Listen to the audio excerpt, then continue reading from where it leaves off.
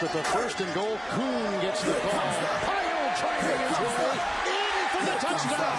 What a great second effort. Here comes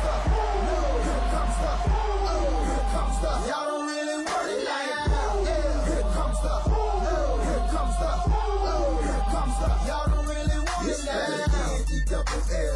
I said so, I keep big bills up in my heart on the dirty like blood, so ain't got no twist in my head, but I'm still dreadful. Hey, what's up, everybody, and welcome to the Week 11 post Red Zone pre-Sunday Night Football Fantasy Football Dive update show, whatever you want to call it. I always get confused. I always get tripped up on the post-game, the post-Red Zone, pre-SNF. Man, there's words right in front of my face. Do you see my fault on that? What is going on? I mean, I'm sitting here. I'm subjected to the eggplant in the forehead, and now you've got words right over my eyes, taunting me. Yes. Making fun of me, mocking me. This is the Fantasy Fullback Dive, folks. Sorry about that sloppy opening. Brought to you by the good people at the Roto Street Journal. We're paving your way to fantasy excellence, fantasy glory. We are feeding fantasy wolves and breeding them often at the same time. Try not to think about that one too much. I, of course, am your host, Nat the Truth Jones, with words over my eyes as just an affront to all humanity. With me, as always, the Wolf of Roto Street himself. Last time we were on the air together, Wolf, we were heckled by the preteens.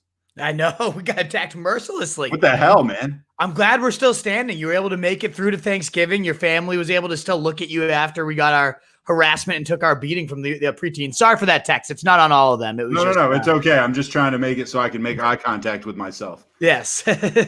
But no, crazy week 12. I'm in one of those weird positions where I smashed in my most important league. But then ultimately of the players that smashed for me, I was facing them in the other two leagues.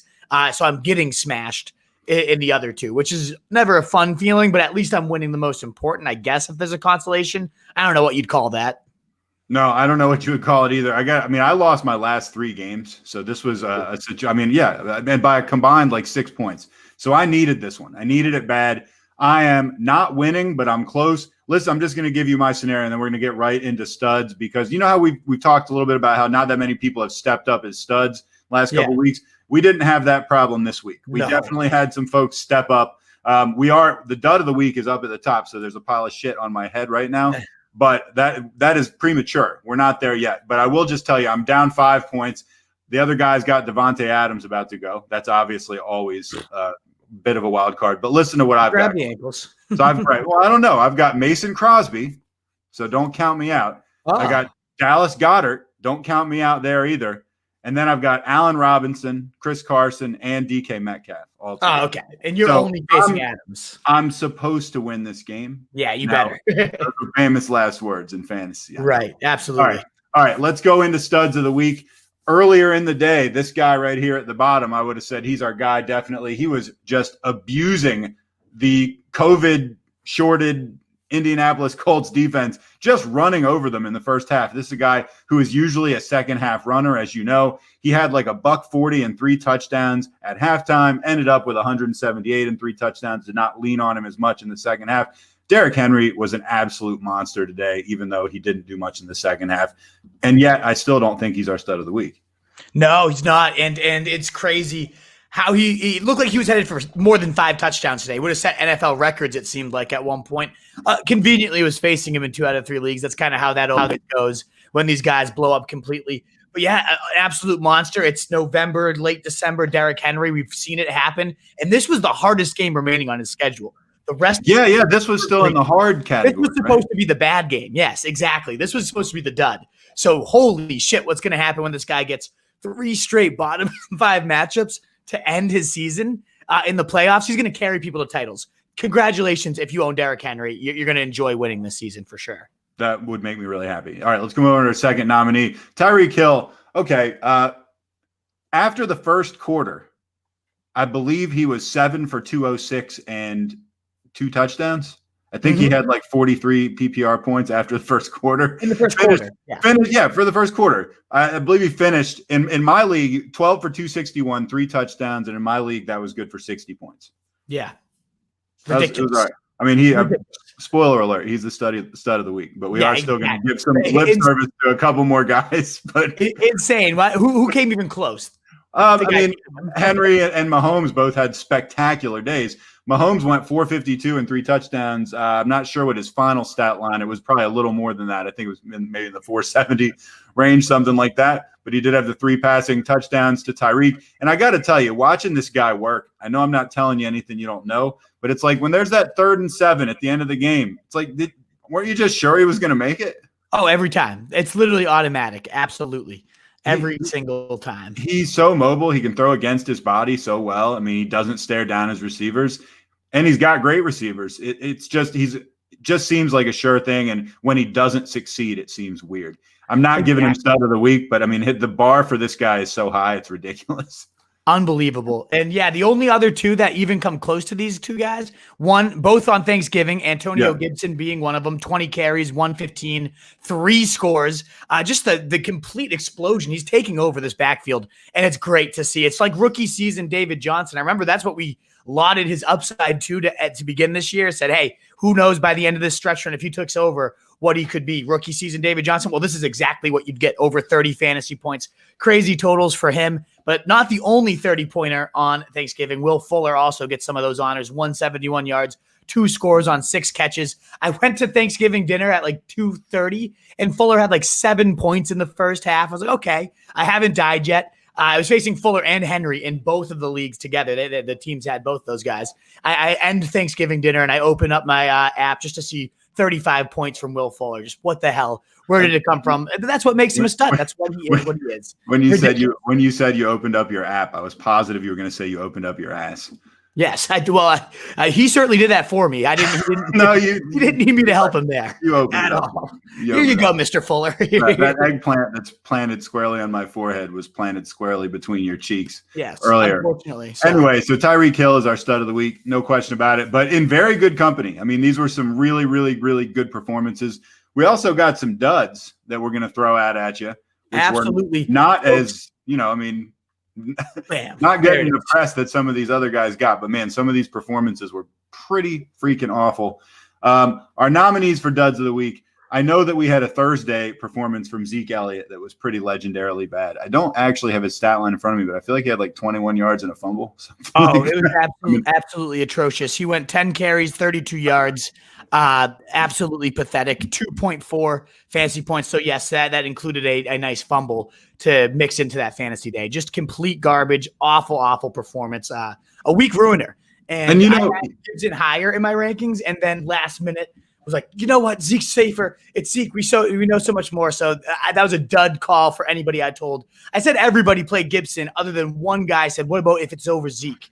And I just fucking couldn't get myself. Oh, you couldn't pull the trigger. The wolf got a little gunshot. And I felt horrible now. So if you're watching, my apologies. That's one of my worst calls of the week. Overall, pretty decent week for calls. Much better than last week. But yeah, that was a tough moment. Certainly helping nobody this week. Kyler Murray. Awful. You're used to like 25, 30 from this guy. He goes 170 yards, 1 interception, 5 rushes for 31, no scores. Complete dud. Given the expectations for Zeke, Kyler Murray, they got to be towards the top of the list. They're towards the top of the list. I mean, I also want to just say one more thing about Zeke, which is that he's one of these guys where it's not like we haven't said specifically on the show that the Cowboys are a dumpster fire, and this guy's stock is like through the floor right now. And yet, I'm still surprised. I'm still surprised when he gets 30 yards and a fumble. And I mean, it's right there in front of me. I'm even telling people that this is going to happen, and then it happens, and I'm surprised that I'm right.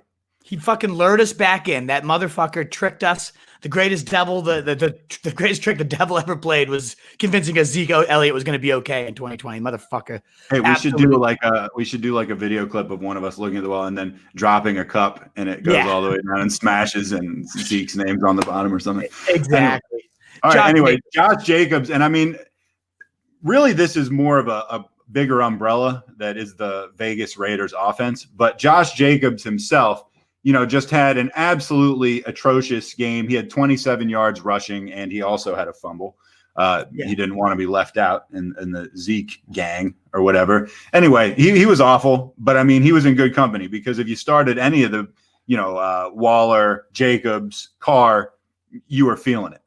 Absolutely. Atrocious offense, atrocious performance.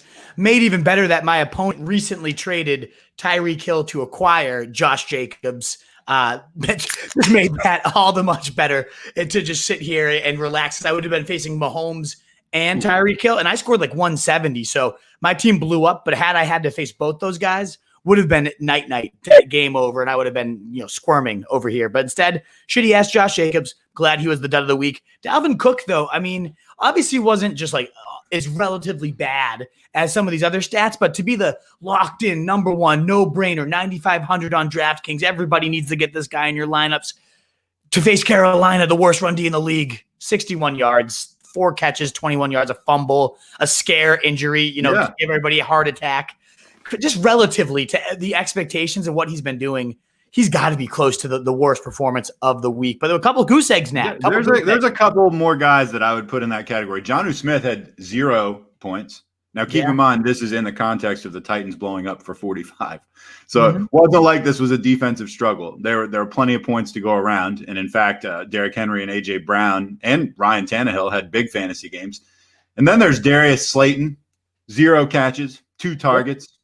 I don't know. You can't do much worse than the goose egg. The goose egg club should maybe be its own category. Right, exactly. That should maybe just be a different thing because, it's hard to compare something like that to Dalvin Cook. And I know on the stock down, we're going to talk about Kamara too. And I'd put him in a very similar disappointing category as well. Honestly, belongs with these duds. A pathetic performance from Kamara. I still think the worst of them was Zeke. Thanksgiving Day, prime time. We all just had to watch him slug and realize, you know what? This motherfucker's not coming back. This was a mirage performance last week. This is the real Zeke. This is the real sad, shitty-ass state of the Cowboys because his schedule only gets worse. This was like the easiest remaining game, and it wasn't an easy one. Good Lord. I say Zeke's the winner. What about you? I agree. Probably Zeke. Although I'm telling you, we're going to get to the down stocks, and I think Kamara's game was legendarily terrible also. Disgusting. And that one seems like it could actually linger for as long as Taysom Hill lasts. Yeah, agreed. All right, let's go to stock ups real quick. We got a few. Now we'll get past the goose egg club and into some guys that actually did pretty well. Nick Chubb, 19 for $144 and a touchdown. Also added 3 catches for 32 yards. It was a great game. I mean, in the last couple of weeks, that would have been in our stud nominees, but the cabinet was pretty packed this week, so he couldn't even make it. And I think the biggest part of this one was taking the money touches, getting the receptions, getting the goal line work that we've seen, Kareem Hunt come in and just vulture these last couple of weeks. To see Chubb actually get that and also play very well when he got the work at the goal line in the receiving game was all great to see. Absolutely monster performance. And Wolfpack, we should have said this at the top. I completely forgot. Anybody tuned in, give that thumbs up. YouTube, Facebook, Periscope. It helps us get out to more people. Ability to answer more questions. Send in your questions. Answer along. Who's your stud of the week? Who's your dud of the week? Who's filled you with the rage of 1,000 suns? Let us know anything that you want. This is all about venting. We got to get call-ins on this show. Let's try to make that a goal for the rest of the year. Is we can get call-in numbers and have that broadcast. That's going to be hilarious. I can picture.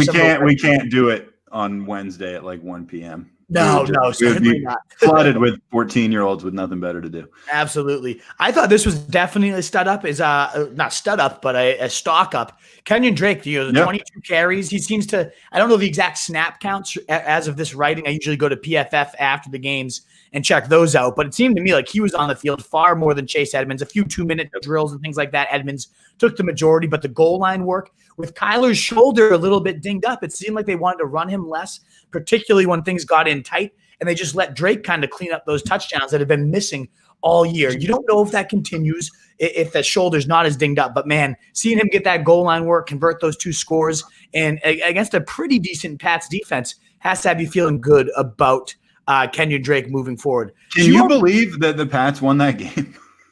Crazy. They didn't deserve it at all. Cam Newton did not deserve that win. He got it. I mean, he's on my stock down list, and Harris is too. I mean, they were awful. They were just terrible. What's going on with the Cardinals? They just love to piss away games. They're so good and talented and creative, and then piss away everything. So who cares? And then one of the games they won, the Seattle blatantly pissed away to them. Like their record is so weird. They could be like 3-8 or 8-3. I don't know. Exactly. All right, let's get into it. James Robinson, 22 carries for $128, 1 touchdown, added 5 catches for 31 yards. Again, 2 weeks ago, this puts him in the stud nominees, no question about it. This week, it's like, yeah, he's a top 10 guy. And I think the reason we get a stock up arrow to this too is He did it with Mike Lennon at quarterback. Like, That's a good at point. this point, he is quarterback proof. He's matchup proof. This dude is a locked-in running back one. There shouldn't have been any question of that at this point, but for whatever reason, there still seems to be like, hey, am I starting James Robinson questions that come in every week? And I don't understand how. Like, this guy is by far a locked-in top 10 overall, even at this point, player. I'm intrigued to see what he's going to be next year, by the way. Like, what happens when they get a good quarterback there if they stick to this guy? He could be a real stud. I thought Austin Eckler had to be nominated, just instant return, and he's going to be limited. I don't get this Ian Rappaport, like they're going to be limited in their first game backs. He does it every time for Christian McCaffrey before this game for Eckler. And I talked about that on the pregame. I was like, do we really want to believe a word that comes out of Ian Rappaport's mouth about workloads? Because he hasn't been right yet. And sure enough, Eckler comes in, 25 touches, 11 of them being receptions. He's now caught 11 balls in back-to-back full games with Justin Herbert. I mean, that is insane for a running back. Didn't do a ton on the ground. Yeah, Josh Kelly vultured him, which was obnoxious beyond all hell. But still, 25 fantasy points in his first game back, no re-aggravation, looks as healthy as can be. I mean, you got to consider this guy top 7 overall rest of season, not even just at running back, at any position, in my opinion.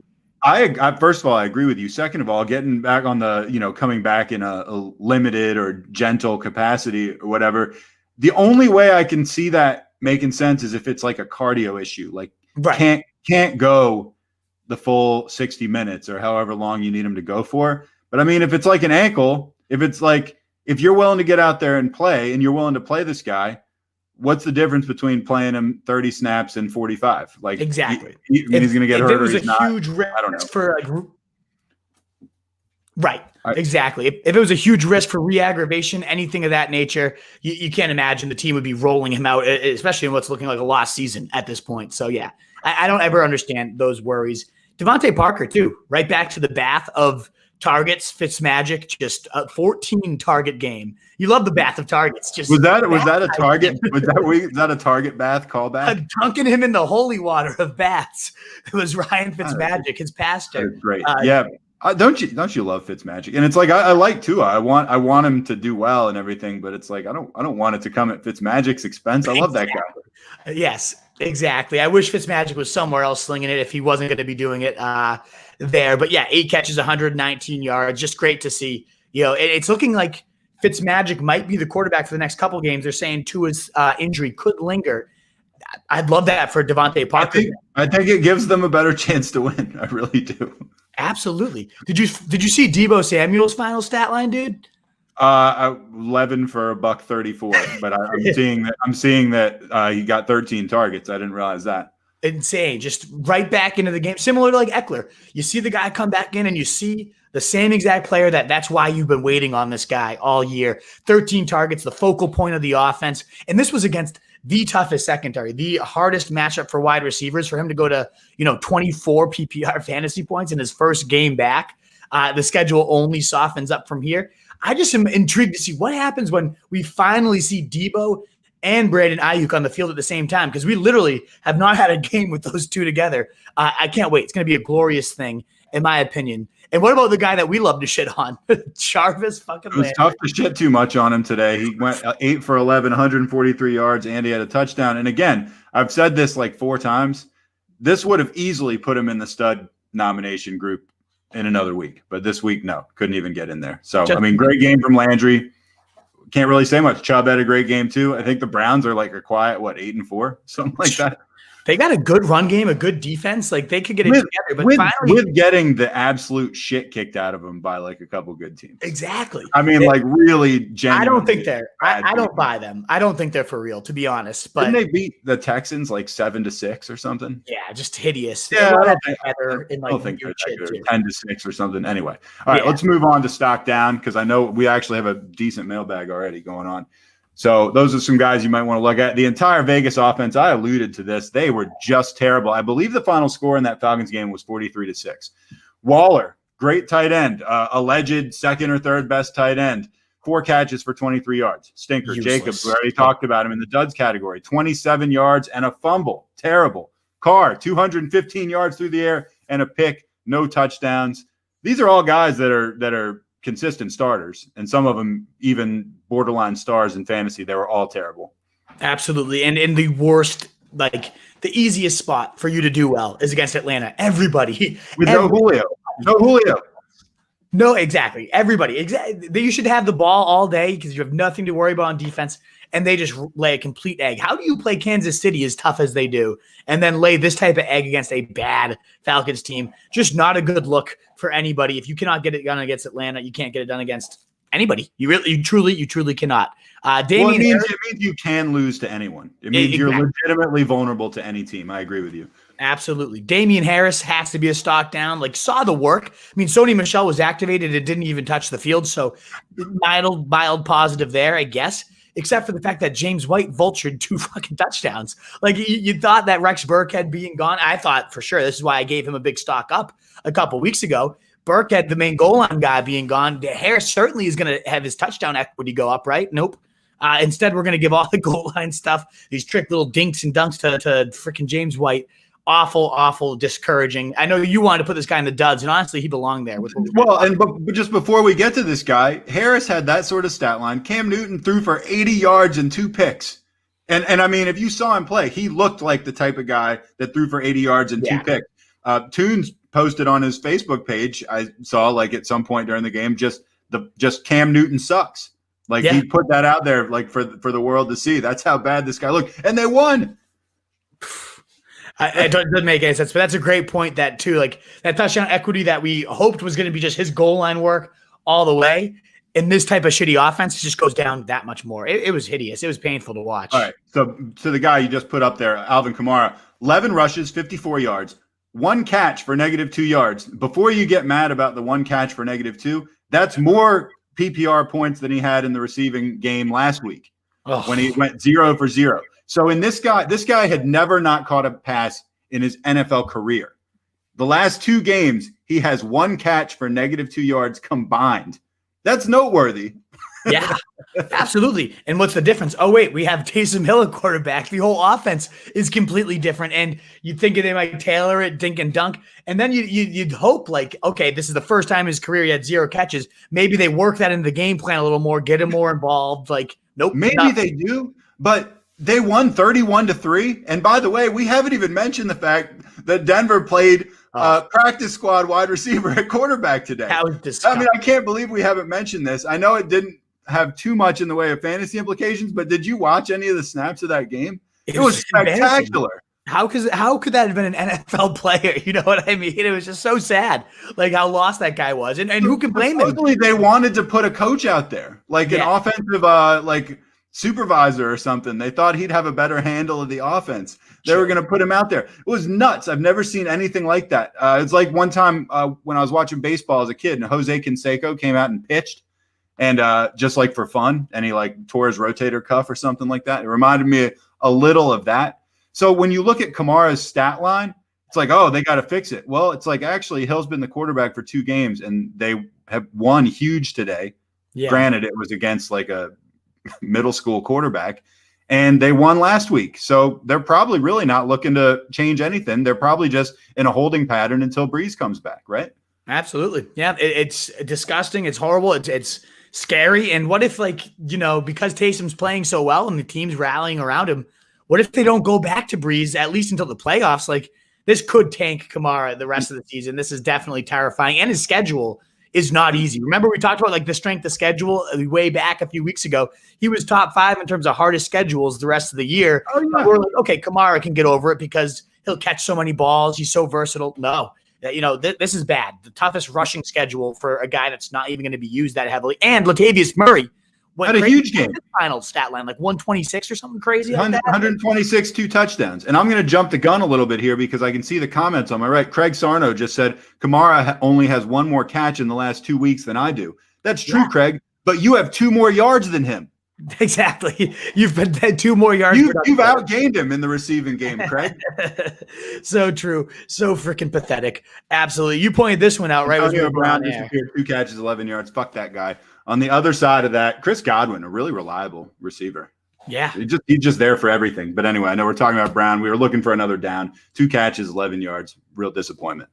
Horrible. Clyde Edwards-Helaire blows fresh off 2 touchdowns, looking like he's going to be, back to the guy. Le'Veon Bell, I don't know the exact snaps yet. Again, the game just ended, but my guess is that's going to be close to a 50-50 split. Even Darrell Williams was in there. It's awful stuff for Clyde Edwards-Helaire. They were on the 1-inch yard line. Not even not 1-inch yard line, 1-inch yard line. Yeah. Like right there. And they, instead of just pounding it in, decided to do like some weird triple freaking toss hokey. You remember that thing that threw it to Kelsey? Just disgusting, embarrassing, and tells you that Hilaire is never going to have a consistent touchdown share if that's how they're going to operate their goal line offense. And last but not least, Jared Goff fucking blows. What happened? 198 yards, 2 picks. That's what happened. He had 2 fantasy points. Just embarrassing. He's got such a soft slate coming up, so you want to think he could get it done more. I don't know. I don't know if we have any faith. And last 2 segments till we get to your mailbag here. And again, any thumbs up, Wolfpack, so appreciated as we go. Small injury trainer's room here for you guys, but the biggest one was definitely DJ Moore. Non-contact injury. It was on a bad throw by Teddy. He had to kind of readjust himself. And when he landed, it did not look good. We got a lot of hateful comments on the video clip we posted of it. Just people like Teddy Toilet Brid, like a lot of interesting names for Teddy. Unfortunate that the Panther faithful just don't like this guy at all. And who can really blame him? That was a horrible throw that misled his receiver. And let's just hope DJ Moore, it's nothing too serious. Of course, Curtis Samuel, Robbie Anderson would see a bump in targets if this guy is out. So just something to make note of. They do have their bye coming up, but Teddy Bridgewater also was hurt in that same game. That was did you see him holding onto his arm as he struggled off the field, setting up a 54-yard Joey Sly attempt, which got hooked left, unfortunately. Wasn't even close. Yeah. It was not close. And we know he can hit it too. But it looked to me like something was dislocated or something like that, right? When you're kind of holding it there, like it's not even really attached. Exactly. The way he was running off, it just kind of limp and not moving.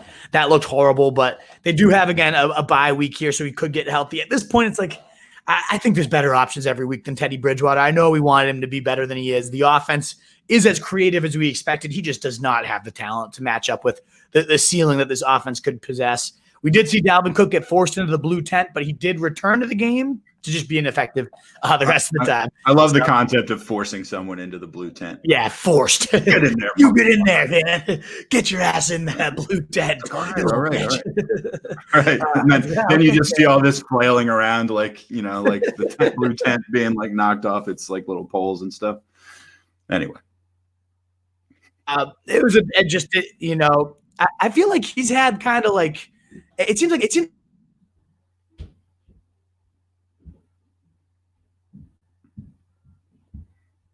Wolf, your audio went out for a second, so I was just smiling and nodding and assuming you were making all good points. They were all great points. I was like, but no, he's had these these little flare-ups. It seems like 3 games in a row now. You're like, oh fuck, this is it. Dalvin Cook's dead, and he ends up being back in the game. But at this point, if Madison's not owned in your league, you have to do your duty and pick him up. Because if anything happens, it's not like Madison smashes, but it just seems like it's every week you're going to worry about these. And we did talk about Nick Chubb. Did you want to say something about Dalvin Cook? Sorry. I just wanted to ask you just straight up. You'd rather have Derrick Henry than Dalvin Cook, right? I think so, just because he's such a tank and you don't have that. And his schedule moving forward is much better, right? Okay. Yeah, the rest of the season big board will reflect that next week. The injury concern, the schedule moving forward, Derrick Henry in December. You know what I mean? All great stuff. And then last but not least, this was more of a faller, not an injury room, but Kareem Hunt lost those money touches to Chubb, so he should have been on the fallers list, not the injury list. My banners got a little mixed up there. Waiver wire was hideous, Nat, so this isn't going to take us. Good. We're going to get to the mailbag fast then. We can get to the mailbag fast, but I did want to bring up Donta Foreman because nobody talks about this guy at all. 4 carries, 28 yards in the cleanup duty. He looks like he's back to that powerful big guy. We always have loved him here at the fullback tag because we like big, thick backs. What can we dabbled in a little Deontay Foreman? We've certainly been there. And man, not that we just talk about how it's a tank and tanks don't go down with Derrick Henry, but if anything did, this playoff schedule is so juicy that even Donta Foreman could probably do some damage. And at minimum, if you own Henry, your whole season doesn't have to collapse because you lose him. Of course, you lose huge amounts of upside going from Derrick Henry to Donta Foreman, but it's certainly better from going to Derrick Henry to no backup plan at all. So I say this is just a reminder of cuffing season, of a cuff that not a lot of people talk about. Donta Foreman's out there in every single league and just worth cuffing. Trey Burton had another touchdown game. I mean, tight end's just so ridiculous that if that's worth – I'm not even very excited about that one. No, you shouldn't be because Mo Alley, Cox, Jack Doyle, they're all still involved. It's still a circle of hell. But hey, a tight end and a touchdown. So pay attention, folks. Rashad Perriman, I did think this one was noteworthy because he's still, only 20% owned right now. But with Darnold back, him and Denzel Mims still top the team in targets. Jamison Crowder actually should have been on our down list for sure. Did nothing today. Pathetic day. And that was his whole thing was, his boy Sam Darnold, they have this rapport. He's always going to be a monster with Sam Darnold. Well, no. Perriman led the team in targets and yards, got it done with him, and now you get Seattle in week 14 of the fantasy playoffs. If he puts another one together, that'd be 3 straight good games heading into the easiest matchup you can possibly ask. Ito Smith played more snaps than Brian Hill, just because everybody wanted to use Brian Hill this week. Apparently they wanted to fuck us over. But more usage, more passing game usage got the score. So if Gurley's going to miss time, it seems like Ito Smith might be the more valuable guy to own. And Frank Gore, who I picked up last week and stashed. Did you use him? I didn't have to. No, my running backs are Chris Carson and Derrick Henry. But I looked at Gore. I saw he was going to get the lion's share of the work. And then if you actually look at his game log, the volume that he gets is pretty consistent. It's pretty substantial. Yeah. Like the guy gets double-digit carries. Every game. I was just like, given what's out there, why wouldn't I want this locker room presence around? A huge locker room presence. I was saying that about my Chubb trade is like, he's such an old school, like burly, beastly runner, Nick Chubb. And like, he just came into my locker room and this team has stiffened the fuck up and now they're playing. And so you just got to get presence like that. And Gore's like that for your locker room, even if you don't use him. But you can use him in a pinch because of these 15, 16, 18 carries. He's the lead guy and P. Ryan's hurt. And it was clear this week, even more so. They said it's going to be a 3-headed committee. We're going to involve Josh Adams and Tyler. You knew he was the guy. It was the Gore show. He's reliable. And DeAndre Washington had more work. Like tripled up the work of Matt Breida. So Matt Breida just completely useless bag of shit. DeAndre Washington more so will be the feature back if Gaskin and Sullivan Ahmed miss time moving forward. I don't think either do. I think he's useless. But just in case those guys do miss time. And last but not least, something named Colin Johnson at 96 yards. Colin Johnson. All right. Jaguars. Mike Glennon's second-team boy, baby. That's 50% of his targets. Is there any names that popped up to you on the waivers that I might have missed there? No, you actually did a much more thorough job than I would have done there. I would have had maybe 3 of those 8. Yeah, it was not a list that inspires any confidence. But folks, is that the mailbag graphic? It sure is. Let's get thing right away so we can get there close to kickoff. Craig Sarno, stuff, boys. Nice job being first minute in, Craig. What up, Craig? Says seriously, fuck today. You know it's a bad week when Peyton Barber outscores 6 of your starters. Peyton Barber. Are we kidding? Are we still talking about Peyton Barber on the podcast? What did he do? What was Peyton's stat line today? Does anybody know? He played on Thanksgiving, and I think he had like 57 yards. He did not do much. Maybe I might need to call Peyton. Maybe I might need to unlose his number. You're looking for an excuse to call him no matter what. This was like more than enough reason to give him a call again now. If he's outscoring 6 of Craig Sarno's starters, might have to. Scott Brooks says, sad Cards fan here. Scott, that was an unbelievable loss.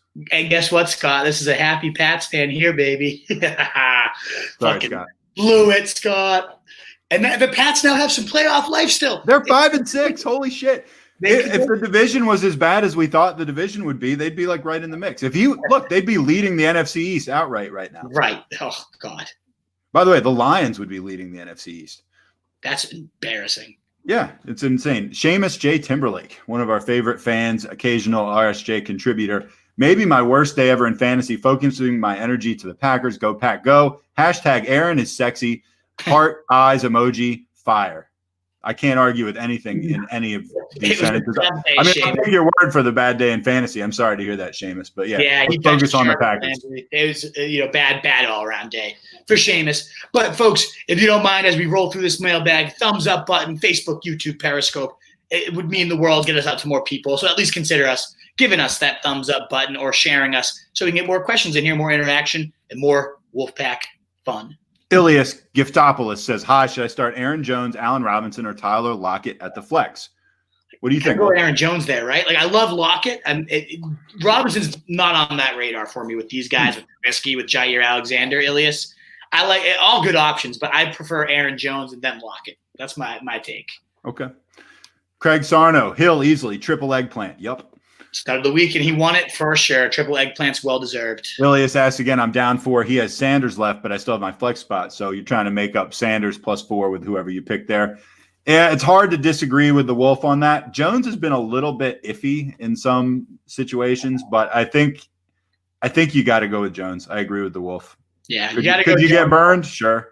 And Lockett's really close too. Lockett has a bigger ceiling, but I think to make up that difference, Jones is the safer bet. I mean, if Robinson had anybody throwing to him, we'll see. Anyway, Sleepy Refresh. Don't you remember when I asked your thoughts on my trade, Zeke and CEH for Eckler and Rojo, and you said it was a hoax? Crying smiley face emoji. I do kind of vaguely remember something like that. Yeah. Did it come down a little wrong on that? You'd think it would be like a complete joke, but no, Eckler is so much better than anyone else involved in this trade. And then Rojo is looking – I still can't ever trust Rojo, though.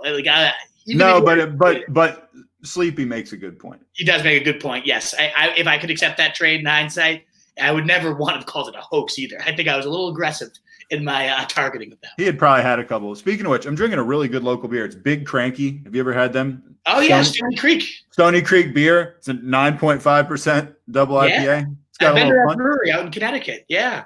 Big Cranky. It's got a punch to it.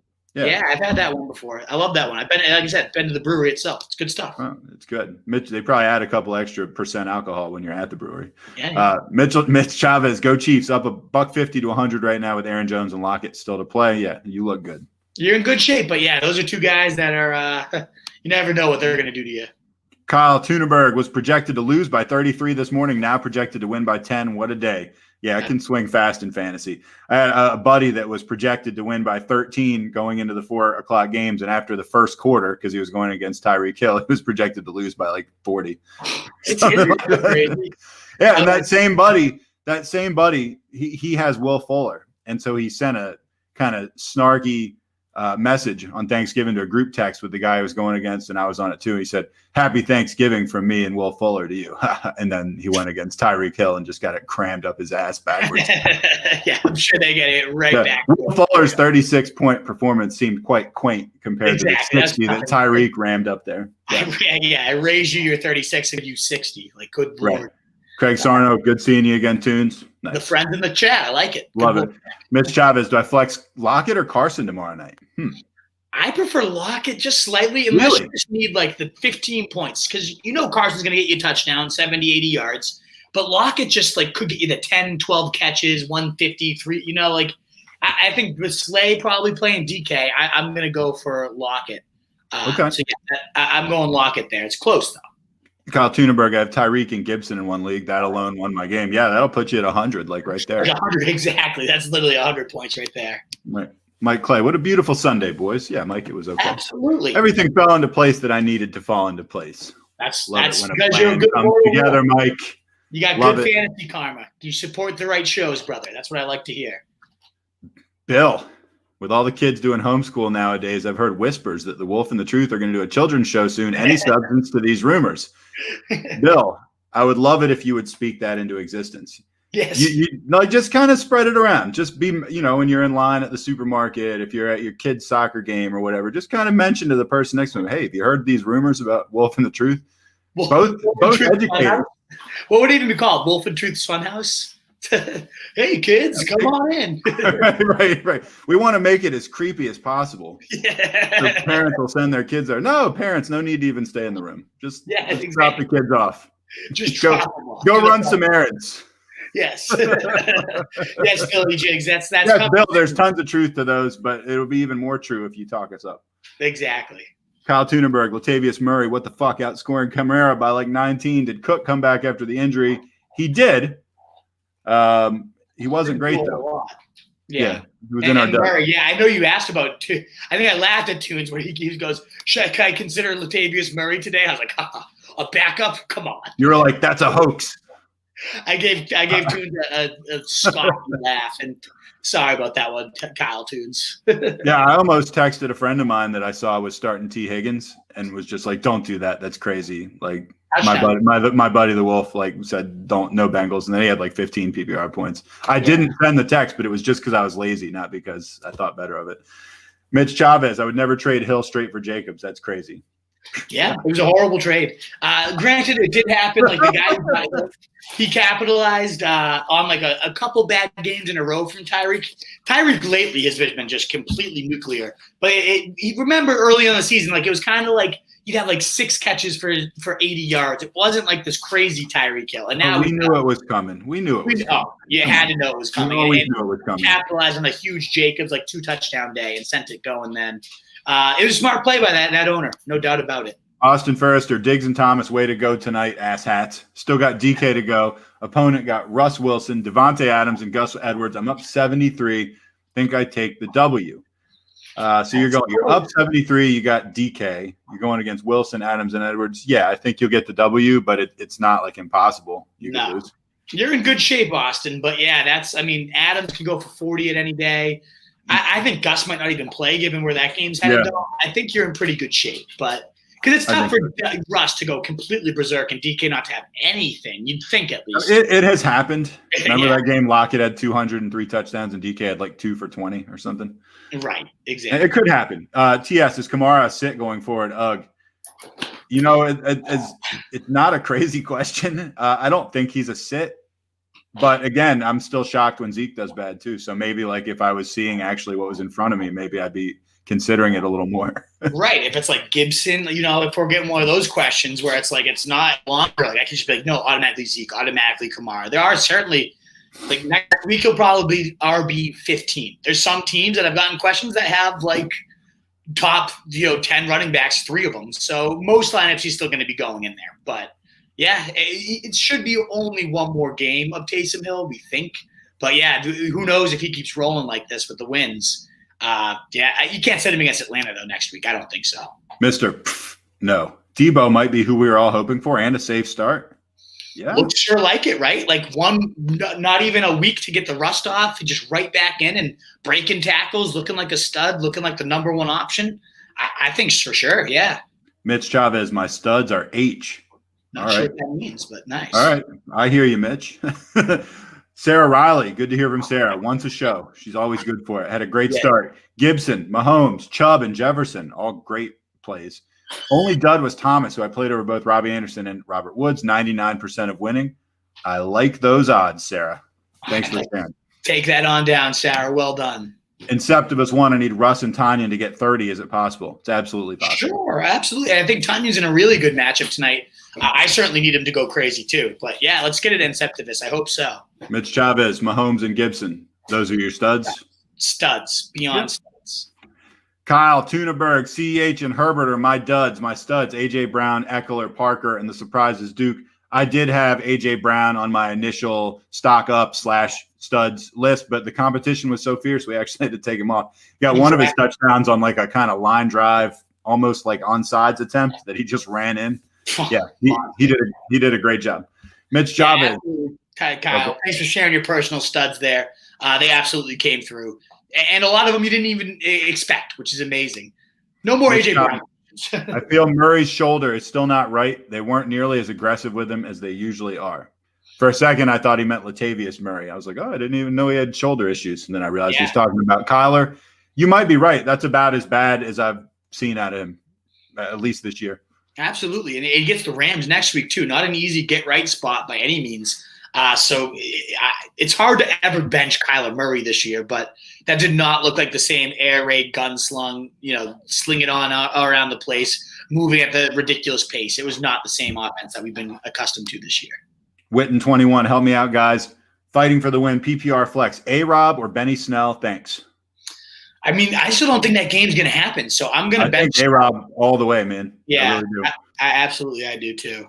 TS up by 43 versus Wentz, A-Rob, and Lockett think I have a chance. That's a lot to ask because you really gotta hope that Wentz just takes a dump. There is talk that they're going to play Jalen Hurts a lot this week. So if that happens, then okay, then you're in decent shape. I don't love A-Rob. But if he got like 8 points, I wouldn't be shocked, Yeah. I think you have a chance. You do have a chance because Wentz and A-Rob could crap themselves. It's just a matter of what does Lockett, how big does Lockett blow up? Katie Jiggs thought I'd be good sitting at a $1.18, still having Adams in my tight end to go, but played against Hill and Henry, and my opponent is projected to do a $1.80. Do the fantasy gods hate me? Cry, cry, cry. Yeah, Katie, they hate you. It seems like they hate you. Sorry, I hate to be the one to have to break something like that to you, but that is the way it looks. It depends. You must have really rubbed this thing into Bill's face all off season because these fantasy gods are here to spite you, Katie. It's unfortunate for sure. But Bill says he's hearing a lot of rumors about us maybe getting a morning show. So I don't know. Morning kid show. Cool. Eckler back at exactly the right time. Mike Clay says LFG. There you go. Absolutely. Let's fucking go. Craig Sarno, we talked about this. Kamara's got one more catch in the last 2 weeks than he does. Yes, Craig, but you have 2 more yards. So bad. It's such a painful faller. He was the fantasy MVP coming into these last few weeks. Damn, just awful to see. Mike Clay, Breeze ain't coming back. Peyton loves Taysom. As long as they're winning, they're going to make sure Breeze is healthy. You mean isn't healthy, maybe. You're saying they're not going to bring him back. I don't know if you're right or not, Mike. I don't know. You'd have to have an awful lot of juice to keep someone. I mean, obviously Peyton does. Breeze is in the twilight of his career. Like the guy's going back and forth for most touchdowns ever. I mean, this might be it. I'd be pretty shocked if the guy's healthy and comes back and doesn't play. But I don't know. I do think he loves Taysom. I think you're right. He might be meaning that for the fantasy, the regular season. He'll be back for the playoffs. Yeah, okay. You know what I mean? But yeah, if they can get into the playoffs with the same seeding without getting Breeze back, I think they would. This makes a lot of sense. We might not see Breeze the rest of the year, which Kamara panic. Mike Thomas okay. Sanders probably bench fodder, like trash. You can cut him. Yeah, it could be. If this is the Taysom Hill show the rest of the year, that's going to hold some really big rest of season implications. Ron Cat 8, do you think Montgomery will do good? No. Never think Montgomery. No, I don't, Ron Cat. Like an equivalent of Chris. Yeah, no, never. No. Broderick Forcier, Young Hoku. Let's go. He had 21 fantasy points. Dude, that could be the stud of the week. He might be the best fantasy player of all fucking time. I love Young Hoku. And it's also like I know kickers get shit on, and some people hate them. I fucking love them. I love them too. I love kickers too. I think it's a great element to add. And like you tell me, Young Hoku isn't worth like $3 in your auction. He'll never go for that much. But like getting a good kicker this guy is literally a 16-point edge every week. He has not been below 15 fantasy. It's like Travis Kelce. It's crazy. It's absolutely insane what a huge edge a guy like that is. All right, Cameron Q. Geckel. Down 2. His little emoji. I'm always like, what? But then I realized it's like a rake or something. I have Lockett in the Seattle D. They have Tanyan and Carson. Yeah, you're in good shape, I think. Because I don't know. Down 2, that's tricky. I don't love it. Tanyan's performance tonight is going to determine a lot for you. That's for damn sure. Brody Roberts might drop 200 this week. Half PPR had Henry and Hill. Only player on the team holding me back is Goff. Yeah, shit. He's definitely tried his best to keep you down, but he couldn't do it. He did too well. So, is there like Fitzmagic out there? Let us know what quarterbacks are out there because we got to do better than Goff. If you got a gem that's putting up 200 without a quarterback, let us know what quarterbacks are out there because we can get you someone for the stretch run, Brody. Pit Steel 63. Thank you guys. You rock. Thanks a lot, man. Hey, appreciate that. Appreciate you tuning in, Pitt, still. Cameron Q. Geckel, always feels nice to beat the Kamara owner with Murray sitting on my bench. Yeah. Would have been even better to have him in, but yeah, that is damn nice, Geckel. Absolutely. Slim 74, Pittman over Landry, they say. Bench Higgins, they say. Raiders online is garbage. Raiders O-line is garbage. Ha ha. Yeah. All right, Slim. And I certainly would have said emphatically play Pittman over Landry. Like I wouldn't have batted a single eye. So and maybe I even did say that to you. If I did, I apologize. I didn't say that to you, Slim, although I admit I thought Landry was garbage. I don't think I said Pittman over him, but it's not like I was on the Landry train. Oh, you would have. Michael Pittman was trending so good coming into this game. There's no way. The amount of times we've shit on Landry together, you were not. I've shit on Landry, but Pittman's just not even on my radar. Like I don't know. You loved him. I didn't argue with you on the air. I'm glad that I didn't get asked this question because you would have torn me to shreds. Higgins, I agreed with you on. I didn't think there was any way he'd be worth playing. Austin Forrester, Jacobs left in the third quarter with an ankle injury. Fuck Hill. Fuck any of the Ravens backfield minus Gus. Get your bookers ready for next week. Hashtag league winner among us. All right, Austin. So if Jacobs is actually out, what he's saying with Booker is Devontae Booker would be one of those handcuffs that could very legitimately change leagues. So that's a really good name to chuck out there. I did not know Jacobs got injured. So thank you for that one. That's going to be a big thing we talk about tomorrow night at 7 p.m. in our Waiver Wire show for sure. Mitch Chavez, as long as I finish strong tomorrow night, I'll get this W. I'll be going up against the number one next week for the number one position in the league in a bye. Let's go. Good luck. Gotta get it, Mitch. Get that. Do you get paid out for number one? Does that come with a bonus? Either way, the bye week is its own bonus. We get paid in our league. We get paid number one for points scored. Yeah. Not necessarily number one, whatever, which I'm not going to get. No. Kyle Thunberg up 47 against A-Rob and Wilson. I have Baltimore's defense. What do you think? Baltimore's defense might not even roll, though. Yeah, even if they don't play, you're still in a decent position. But if they do, you should be in great shape. Yeah, is there any backup defense you can have like Seattle for tomorrow night in case – I don't know. I don't think that game's trending the right way by any means. Fendi down by 7. I got Devontae Adams and Goddard. He has Miles Sanders and Enron. I think he means Ebron. Am I looking good? Am I looking good? I think you are, just because Devontae Adams has such blow up potential. Right. And Chicago is one of the tougher secondaries to blow up against. But if I had a choice between those 7 points, I mean, I'm guessing your projections are right around 50-50 on your app. I think you're okay because Adams is such a stud, but we will see soon. I mean, it's 8:30. That game is getting going. We have 3 questions left. Let's get to them. Cody, Shannon, Zeke, and Dalvin combined for 12 points for me today. And Kyler at 7. I'm about to quit. Yeah, man. Yeah. I know. Cody, that's 3. I know how you feel. There's weeks where you'll get 90 from just those 3. So, yeah, when you get combined for 12, that is just hideous. So, sorry, Cody. Better days ahead. Cody Roberts. I have a 12-player league, and it's a 2 QB super flex. My main QB is Wilson. I also have Drew Lock on the bench, which is exactly where he was this week, but nothing decent on waivers. Man, there's nothing decent on waivers anyway, and in a 2-quarterback super flex, I imagine there is not much floating around the waiver wire for you, Brody. No, yeah, I guess so. You're right. I'd love to do better than Goff, but in those types of leagues, you're right. Fitzmagic, I'm sure, got gobbled up as soon as Tua was benched. That would have been the only guy I said to look like for sure. Ron Cat, I swear, Carr, bro, he made an easy game for me at competition. Yeah. He's the fucking worst, dude. Absolutely. That absolutely sucks. And wait, donate money? I mean, we thought about setting up a Roto Street Journal, like Venmo or something of that nature. Potentially one day. We do have a tip jar set up on the site that we might get going one day, but we really just want to build the audience, grow it for free, and kind of keep our content mostly free. And hopefully the money will come in sponsorship wise and other things. I appreciate you thinking of us. Seriously. Keep watching. Tell people about it. That's awesome. And I'm sure ways will present themselves. That's really nice of you to even ask. That's awesome that you asked. So appreciated. And we can probably put in something in place, a Patreon or something someday. But yeah, just spread the word and help us grow. That's really the biggest way. We can maybe sell you a T-shirt or something. Shoot us a message and we'll figure something out. But we're not in that business of just taking donations. We love what we do. So thank you, though. I really appreciate that you even ask. Anthony Acosta probably lost this week because of Hill, but IDK, I have Sanders. I don't think he's going to get 35 points. Yeah, probably not. Yeah, I don't think so either. But, I mean, the dude has blown up in the past, Anthony. So not all hope is lost, but I'd say 95% of hope is lost at that point. But we'll should I bench Zeke for DeAndre Swift? Yeah, I think so, Cody Shannon.